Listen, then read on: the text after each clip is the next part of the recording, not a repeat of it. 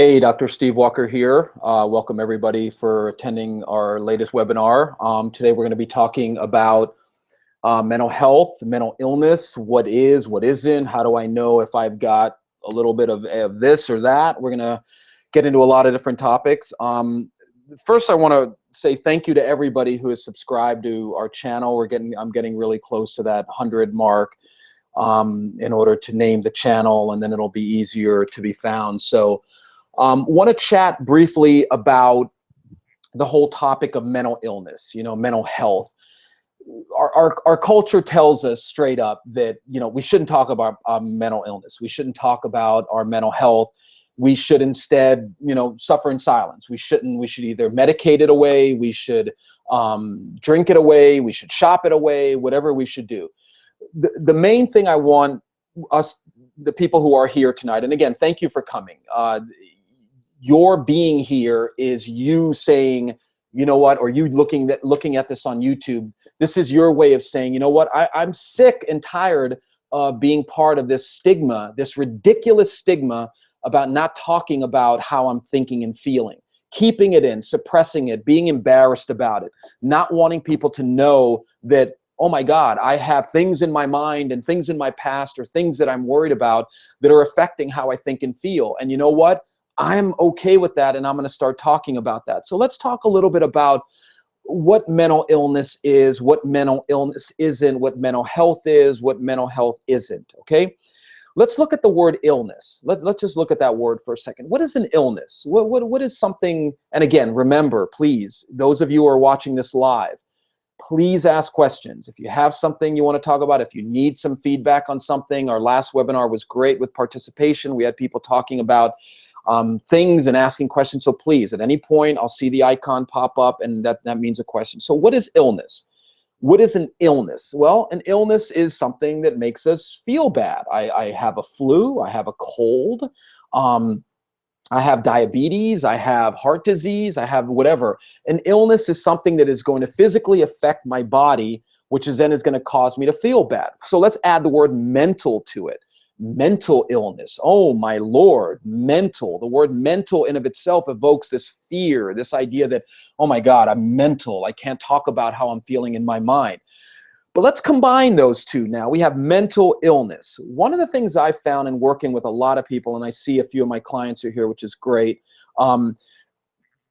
mental illness has this stigma because it's associated with extreme forms of mental illness, meaning you see somebody walking on the street, you see somebody going into Paris and shooting up a cafe, or you see somebody doing something that is clearly makes you feel uneasy. That is why I think people are afraid to talk about their mental health, because they don't want to be associated with being crazy.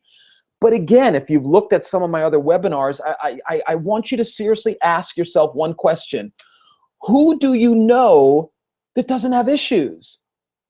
Who do you know? Who of your friends, your family, think about your family. Who in your friends or family do you know that doesn't have issues, doesn't have something about themselves that they should be working on? And this is the problem I see over and over with working with clients. We are afraid of how we are going to be judged. That is one of the primary reasons people don't seek out talking to someone as scary as me, coming into my office and sitting down and saying, hey, you know what? I just don't feel right. I've got some stuff from my past. It's affecting me. We are afraid of being judged. Why? If you tell your friend or, well, I have a counselor, or I go to see a psychologist. What? You see a psychologist? Oh my God, what's wrong with you? This is the fear of what is holding people back. There are people out there tonight watching this or watching this on YouTube saying to themselves, I've got something I need to work out. I'm either extremely jealous, or I drink a lot, or I shop too much, or I'm filled with anger. I'm unsatisfied with my job. My relationship isn't good. I don't feel good about myself. I have depression. I have anxiety. But what do? We don't talk about it. And guys, this is exactly why we have situations that happen that we see in the comfort of our living rooms here that we see happening abroad is people are not talking about their conditioning, how they were raised, how they were thought to think and feel. And one of the things I try to help my clients do is question why they feel the way they do. You want to know one of the main mental illnesses? So we're talking about mental illness. What's a mental illness? There's a spectrum, okay? On one side of the spectrum is no mental illness. I'm sure that there are people, I haven't run into any of them, friends, family, anybody, including myself, okay? And I was asked by a client today, she was saying to me, well, you seem so well adjusted. And I had to remind her, look, I am among the people who are working on themselves. I am the golf pro working on his golf game, and that's directed to somebody watching it tonight. I am working on how I think and feel, just like you are. The only difference between me and a lot of the people I work with is I've been doing it longer. I have worked through a lot of what used to plague me, and now I feel I'm in a position to try to help other people, and I got training, and I'm licensed. So, on one part of the spectrum is people who don't have any mental illness. Don't have any mental illness. I was chatting with a friend of mine online the other day, and he honestly said to me he has no insecurities, or he just doesn't think about them, and that works for him. More power to him, okay? So on the other end of the spectrum are people who we see walking around in public who have clearly mental illness. They're angry. Obviously, the people who can go into a cafe in Paris or a club and start mowing people down, not mentally healthy individuals, okay? So those are the spectrums, okay? But guess what, guys? If you know anything about distributions on a bell curve, most of us fall within the bell curve, okay? Most of us fall within this curve of having things that we need to work on. And one of the most significant forms of mental illness that runs the gamut from none to all is hate, self-hatred, hating other people. Think about how what we saw this week or last week or a few days ago in Paris, that was fueled by hate. How many times do you catch yourself saying, I hate this person, or I hate myself? Self-hatred is one of the clearest signs that you need to work on your mental health. And there's nothing wrong with that. There's nothing wrong with that. If you are comfortable telling people, hey, I just went to the dentist, or I just went I got my cholesterol checked, or I just went to the doctor. Why are we proud of talking about that, but not talking about our mental health, not talking about what's going on inside of our mind? What aspect of our life, take the attacks in Paris, what aspect of those attacks was not fueled by what was in the mind of those terrorists? All of it. But this is what we're not focusing on. We're not focusing on our mental health. Now, let me hit the pause button. Please ask questions. If you have a question about something that's going on in you, something, maybe you're working with a counselor, maybe you have an idea, maybe you have a friend, please ask me a question, okay? I can see people are here. Please engage. Don't be afraid to ask a question. Hey, you know, I've been depressed for a while, or I've been cheated on a lot. How do I work on that? These are the illnesses that we don't talk about. We don't talk about why we feel the way we feel. We have what I call health pride, meaning we have pride in our health in other ways. Hey, I go to a nutritionist, or we need to take pride in the fact that we're working on how we think and feel. Otherwise, we're going to continue limping along as a culture. We're going to have these random acts of violence. We're going to continue to have these people who just sit in these quietly desperate places who don't get help.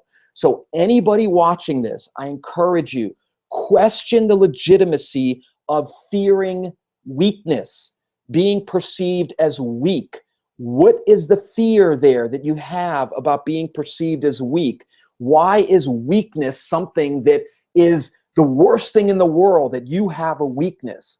And this is what we need to look at as a culture. So let's get some ideas of what I would consider not on the far end of the spectrum of mental illness. Like if I have a cold, I have an illness, I have a cold, but I don't have cancer, I don't have heart disease or whatever. there's spectrums of that mental illness. Let's look at a few what I consider mental illnesses, okay? Extremism, extreme forms of thinking, black or white thinking. All those Democrats suck. All those Republicans suck. All those Jews suck. All those Democrats suck. All those gays suck. All those white people. Anytime you find yourself falling into black or white thinking, that's a form of mental illness. Why do I say that? How black or white were the attackers in Paris? How extreme was their position? This is what we need to start looking at, guys, is what is it about my own thinking that is unhealthy? And that is where we need as a culture to open up to. I said this in one of my other webinars. Imagine a culture where we're all working on how we think and feel. Where we're saying, yeah, you know, I was talking with somebody the other day about something that I was depressed about, and boom, I had a client today.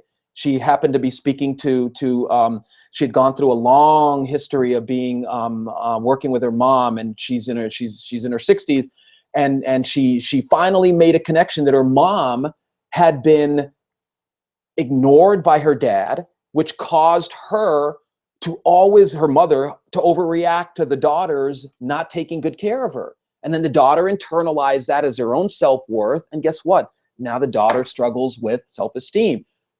Believe it or not, that person who's even in her 60s is finding relief. Does she have her moments where she slips down? Of course. Do we have our moments when we fall off the horse if we're learning to ride? Absolutely. We need to get back on and work on it. Okay, and we all have these things in our mind. Any of you watching me right now know, yeah, you know, I need to work on that. I got to work on that abuse from my past, or that marriage, or I've got to work on this thing that's been plaguing me. You're not alone.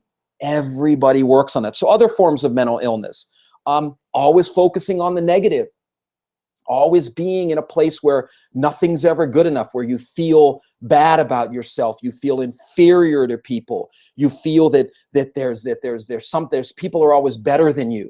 These are all forms of mental illness. But what do we look at? We look at the extreme forms of mental illness, and we say to ourselves, you know what? That isn't me. I'm not like them. So I don't even want to be considered mentally ill. Well, let me ask you something, guys. When's the last time you were ashamed of yourself for having the flu? When's the last time you were ashamed of yourself for going to the dentist? Huh? When? It's the same thing, but we don't work on this. Why? Because we're conditioned. We're conditioned not to talk about how we think and feel because we're afraid of being judged. What's another sign of mental illness? Unprocessed trauma. I did my last webinar on trauma. Guess what? Everybody has some trauma from their past. Everybody. Everybody has some trauma from their past. Okay, so I see a question coming in here. Okay, the question is, how do I start the process? How do I work on it? Well, there are many ways you can start working on it. The main way that you can start working on it is by asking yourself, what's my issue?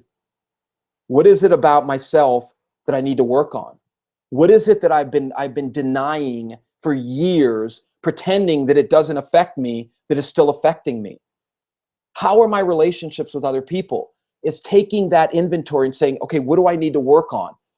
And accepting that and beginning to get some help. I talked before, your health insurance, your affordable health care insurance. We're not going to get into the politics behind that, but the reality of that is everyone has built into their policies mental health coverage. Some of my clients don't pay anything because their co-pays are taken care of or whatever.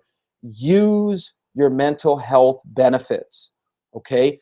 Don't be afraid to reach out. Go online, if you typed in Psychologist Tampa, which is where I'm coming to you live from. This is a live webinar.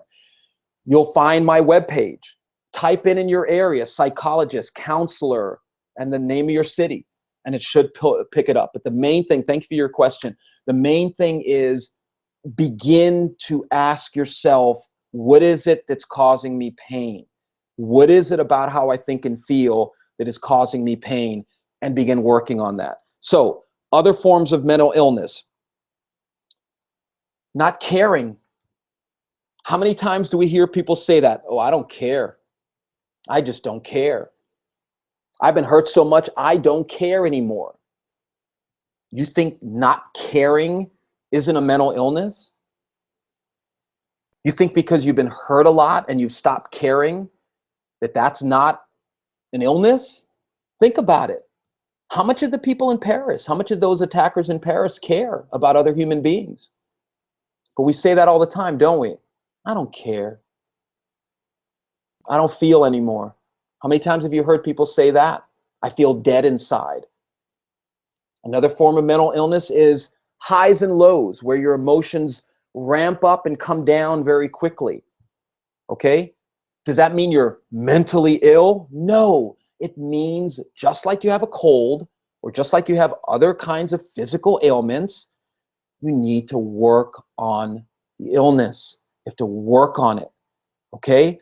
Another form of mental illness or mentally unhealthiness, let's say mental unhealthiness, is being too insecure. That's a form of mental illness. That's a form of not being mentally healthy when your entire self-esteem is being based on somebody else's perception of you. And those are my clients here. Know I've talked about the difference between internal locus of control and external locus of control. Internal locus is you feel more directed internally. External is I need everyone to make me feel good. That's another form of illness. Remember, it's on a spectrum. Are there people who hear things and are schizophrenic and need hospitalization and want to kill themselves or want to hurt other people? Absolutely. They make up, I think the latest figures are 7 to 10% of people who have mental illness are those on the extreme. Those are the extreme, but everyone else falls in the bell curve. Everyone. Okay? Another form of mental illness is being overly sensitive, taking things too personally, being easily hurt by other people. That's another form of mental illness because a lot of this is being fed by stuff from your past, which is another thing. I know we live in the let it go culture. Just let it go. People say that all the time. We had a viewer last week talking about how, I guess her counselor or psychologist or whoever therapist was working with told her, oh, you should be over this by now. Imagine your counselor saying that. But this is another thing we hear all the time. There's something wrong with our past still being affected, us still being affected by our past. And this is something that most people are affected by. Most people are still being affected by their past, and yet they don't work on it. They don't talk it out. See a question coming in. Let me read this real quick. Okay, how to approach, thank you, Christy, how to approach someone how to approach someone in the I don't care mentality. Oh, I got you. How do I approach someone in the I don't care mentality? Well, you're saying, what I think you're saying is, how do you approach somebody who gives off that I don't care, I don't care? It's not easy. That's not easy. One of the things I would encourage if you're living with somebody who keeps saying I don't care, is really encourage them to talk some of that stuff out, like you would encourage them if they were, morbidly obese. Because guess what, guys? I don't care and hopelessness works hand in hand with suicide.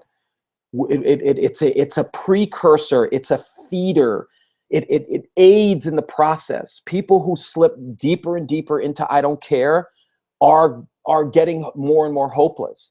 So if let's take, for example, let's say Christy is feeling that she doesn't care anymore. Well, Christy, I would definitely try to figure out why you're feeling that way. What is going on with you and why you're feeling that way? If it's somebody else, encourage them to try to talk some of that stuff out. Because one of the things that happens when we get into the I don't care is, as a kid, if you've been abused a lot, you're going to slip into that, because that's the way a kid adapts to and is in his or her environment. If there's a lot of abuse, they just shut off, which is another form of mental illness. Remember, we're talking about mental illness on a spectrum, okay? Shutting down your emotions, being able to disconnect easily, writing people out of your life very easily. That's another form of mental illness, because you're not able to identify where that's coming from. So let's take, for example, not caring. So if I'm working with somebody and they come in and they say, well, you know, Dr. Walker or Steve or Steven, I don't really care what people call me, I just don't care anymore. We're going to talk about that. We're going to get into where you pick that up. We're going to feel your feelings. We're going to together experience what it feels like to not care. This is another form of mental illness, is not feeling. Feeling as though you don't have any feelings. And maybe some of you are watching this or on medication and feel that the medication is making you not really feel anything. And, you know, I'm going to do a webinar next week on medication and how that affects how we think and feel. This is what we need to work on, guys, okay? You need to accept, like you do if you have a cold, a fever, whatever illness. Hey, I got this illness. I got to work on it. I've used this analogy a lot. If I had a cut on my arm and I don't want to accept that there's a cut there, no cut. And I keep getting it dirty and rubbing it, it's going to get worse until I accept it and until I begin working on it. So I see another question coming in.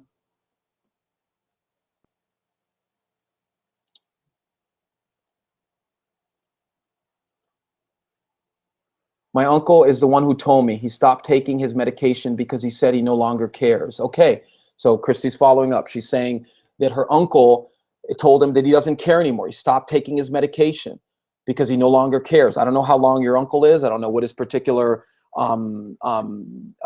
issue is that he's working on, but I would definitely encourage you guys to monitor him.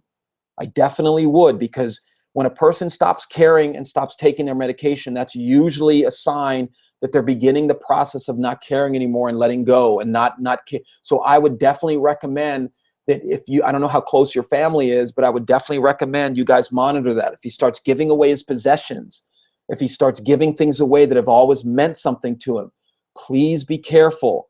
Watch him, get him the help he needs if he needs it, okay? Thank you, Christy. So let's talk a little bit about what I consider to be one of the main illnesses or unhealthinesses of our mentality, okay, is unawareness of our conditioning, unawareness of how we were conditioned to think and feel. This is one of the main reasons I think we have the kind of society, kind of world we have. So let's take again what happened in Paris. How aware do you think those young Arab angry men were about how they think and feel? How aware do you think they are about how they were taught to view Westerners, non-Arabs, non-Muslims? And by I am not saying all Muslims are terrorists, far from it. If you read anything about the Muslim religion, you will find that there's nowhere in the Quran, nowhere that talks about killing, okay? But anyway, that's another topic. But how aware do you think they are of how they were conditioned to think and feel? Why do you think they were all pretty much young? Why do you think most suicide bombers and most people who do these violent acts are young people? Why? Because somebody has gotten into them and has corrupted them and has taught them a certain way of thinking. So this is my question to you guys. How aware are you of your conditioning? How aware are you of how you think and feel? How aware are you of how you were taught to think and feel? Have you ever asked yourself that? Those of you who are out there struggling with insecurity or eating disorders or chemical dependencies or whatever it may be, how aware are you of how you learn to think and feel? And what I'm guaranteeing you is this: if you find somebody in my field to work with, talking this out will give you a better idea of why you think and feel. One of my clients is here tonight. I'm not going to mention by name, but he's becoming more aware of how he was conditioned to be anxious and worried and fearful and assuming that something bad was about to happen. And he spent many years not aware that that's how he was thinking. So when we started working together, he was like, man, what the blank is going on with me now? After a few weeks of us doing this over and over and him texting and us calling and working on it, he's beginning to see cracks in that. Is he completely cured like some of these self-helpers who, and we're going to talk about that, these people who promise you 30-minute quick fixes, give me $2,000, they ought to be ashamed of themselves. They ought to be ashamed that this is what they're telling people. But anyway, he's starting to see some results from that. So let's see what this question is. Um, Great. We have a couple coming in. Nicole is asking, why are people so scared to learn about how they feel? If they continue to self-destruct, how is an intelligent person willing to sacrifice what's important to them rather than emotionally deal with the root of the problems? Amen, sister. Amen, Nicole. From this question, I can tell you're working on yourself. Amen to you. I can tell that you're doing the work because you're absolutely right. But you know why, Nicole? From my experience, is people are embarrassed. They have this fear of what people think. They project that everyone else around them are these perfect people and that they don't have these issues. So they think to themselves, oh, well, no one else is insecure like me. No one else has worries like me. Well, brace yourself, because I'm going to use a profanity here. Bullshit. Okay, because the reality of the situation is everybody has insecurities. Everybody has these fears. And it sounds like Nicole is intelligently engaging with herself, her inner world, and asking herself, why am I the way I am? Why do I feel the way I feel? So hats off to you. So we have another one coming in from Brian. Brian's asking, those attackers have been conditioned to hate since childhood. Way to go, Brian. How do you approach others that show signs of severe issues about getting help? Excellent question. So those attackers in Paris, they have been conditioned to hate since childhood. Amen. How do you approach others that show signs of severe issues about getting help? So I'm going to assume you're asking me how I approach, not somebody else. So real quick, if you feel that you've run into somebody who has a pretty significant mental illness, encourage them to get help. Talk it out. Listen to them. Yes, I feel you. I hear you. Listen, you really should talk to somebody. It's nothing to be afraid of. There are people well-trained out there. Point them in the direction of my YouTube channel. Let them get a feeling for what somebody like me who works with people is. Maybe they'll dispel. Maybe they see Dr. Phil and these other people who are not licensed mental health people, guys. Please question the source of where you're getting your help, your mental health advice from. These are people who have put themselves in positions to tell you how to think and feel based on what? What training? What science? So how do I approach somebody with severe issues about getting help? Is I go right at it. We talk openly about what they're thinking and feeling, what their issue is. I help them try to accept it, begin to be mindful of it, and begin talking it out. Talking it out is the missing piece for a lot of people, guys. Talking it out is why a lot of the self-help books don't work. The seminars work for a little bit, and then you come right back down because you're keeping that poison inside out of fear. Nothing but fear. Fear out of what people think about you as though they're perfect people judging you. I don't know if you followed my page for a while, but remember when I posted that about perfect people? If there were perfect people on the planet, how would they be judging you? They wouldn't be judging you. It's all of us imperfect people judging everybody else. So anybody out there who is struggling with any kind of mental illness, and we all have it, remember, it's a spectrum, like getting a cold. Work on your mental health. Talk about your mental health. Don't be afraid to get some help. I see another question coming in. This is great. People are engaging. Exactly. Pleasure is saying learned behavior. Learned behavior. You know another learned behavior we have, guys? Hate. Self-hate. That is a learned behavior. No baby is born hating themselves or hating other people. That is a learned thing. Okay? We have another question coming in. I love when people engage. You're talking about these things. Great. Adrian's asking, in your experience, where can commitment phobia derive from? Can a parental split simply cause this, or can types of relationships with parents begin this thought process? Possibly even a fear of aging. Absolutely. Have you seen patterns of how this develops? Absolutely. Great question, Adrian.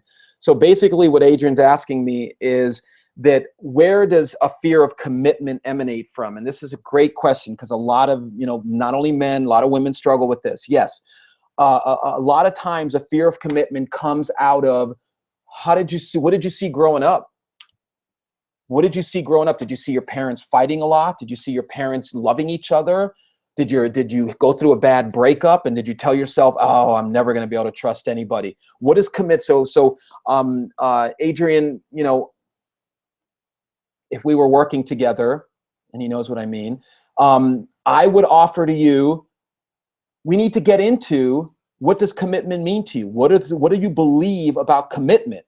What is your belief about commitment? Again, remember, We've talked about the ABCs of thinking: activating event, belief, consequence. That's cognitive behavioral psychology, the most scientifically validated form of psychology. What is Adrian's belief system about commitment? What does Adrian believe about being committed to somebody? Does that bring up fear? Oh my God, I'm trapped. I'm never going to get out. I'm never going to be good enough. I'm never going to be able to give this person what they're looking for. Adrian's got to start looking at what he believes about commitment. So, can parental split? Absolutely. Begin this thought process? Yes. Possibly even a fear of aging? Absolutely. If we're afraid to age, we live in a culture where it tells us youth, oh, vitality, oh my God, you need hair, you need perfect teeth, you need perfect skin to feel good about yourself. Absolutely. This is what I don't see enough people doing, guys, and I'm not putting myself up as having this mastered. This is a day-to-day process for me of working on my own conditioning. We've got to question how our beliefs develops. And yes, his last question is, have you seen patterns of how this develops? Yes. One of the main patterns that it develops is in fear. Maybe Adrian has a fear of failure. So he's worried, oh my God, if I get into another relationship and it fails, that's going to mean I'm a relationship failure, or I'm never going to meet somebody. Fear is one of the most controlling aspects of what keeps people from working on how they think and feel. But a lot of people, honestly, guys, they're not even aware of how they think and feel. They're not even aware that how they think and feel is affecting them. They're not stopping in the moment and asking themselves, why do I believe what I believe? And again, getting back to again, I think one of the most severe forms of mental illness that has a spectrum is hate. I beg all of you out there who are looking at this on YouTube or looking at this live, please catch yourself hating. Hate is one of the most destructive forms of mental illness. I'm not the first and not the last. MLK, Gandhi, all these prophets talked about the corrosive element of hate, meaning that if I hate you, if you're sitting across from me and I'm hating you, you're not feeling that unless I shoot you or do something to you, but it's eating me up. Somebody once said hate corrodes the vessel it's stored in, guys. Hate is what fueled the attacks in Paris. Hate is what fuels suicide. Hate is what fuels everything. And you have to be more aware of how you are conditioned to hate yourself.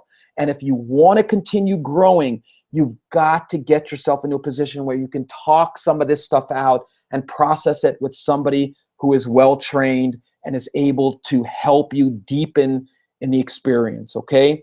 So, to recap, everybody has some degree of mental illness. Everybody has some degree of something that's affecting them. Please don't hate how you feel. Think about what hate does. Hate will magnify your negative emotions, okay? Please talk it out, work on it. I'm going to do another webinar on our relationship with ourselves, how interacting with ourselves in a certain way either makes us feel better or worse. I'm going to work on that. But all I'm asking you as we close out here is to really stop and think about talking about your mental health. There's nothing wrong with it. There's nothing wrong with, as a culture, us talking about how we think and feel, working on how we think and feel, okay? So, before we end here, I want to touch on one last topic. Sorry, I just looked down at my notes. We have a fear of our inner self. We have a fear of talking to ourselves. We have a fear of that inner presence inside of us. I know we do. I know we all do. We have this idea that, oh my God, I hear voices, or I feel like someone, or I'm talking to somebody, and you know what that is? That's your inner self. That's the part of you need to connect with. You're not crazy. You're not crazy. This is the part of us that prevents us from working on it, because we're afraid to admit that we have this inner presence, this inner voice, this inner part of us. We think it's crazy. So I'm not going to belabor this point, but that's the part of you need to connect to. That's the part of you that you need to nurture. Remember, we talked about in a previous webinar, my own worst enemy. Well, guys, guess what? If you have an own worst enemy, you can develop your own best ally. You can. but it takes a process of talking things out. Okay, so thank you for coming tonight. I appreciate everyone that came. I appreciate the questions. I appreciate those of you who are watching on YouTube. Please, please, please don't lose hope. Do not lose hope. There's a study that just came out that said there's no such thing as false hope. Any hope, any feeling of I can make it through this, I can deal with what's in my mind, is going to help you, okay? Check the hate. Catch yourself hating whoever it is, Democrats, Republicans, gay, straight, yourself. You're feeding into the exact same thinking pattern that caused on an extreme level what we saw the other night, okay? So again, guys, thank you for coming. Appreciate it. Shoot me some messages on Facebook, or you can go onto my websites. Don't suffer in silence. Get some help, okay? Thank you for attending. Dr. Steve Walker signing out. Don't give up.